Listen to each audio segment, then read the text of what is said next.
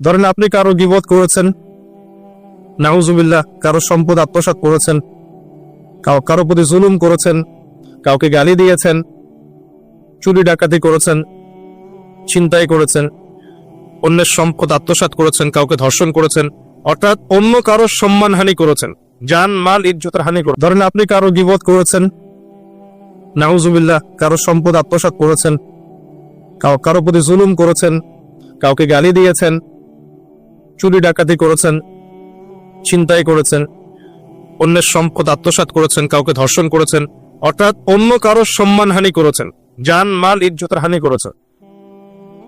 এই বিষয়টার ক্ষমা আল্লাহর কাছে পাওয়া যাবে না।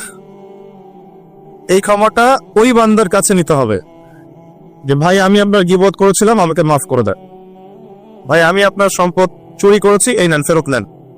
ভাই আমি তোমার জমি আত্মসাৎ করেছি,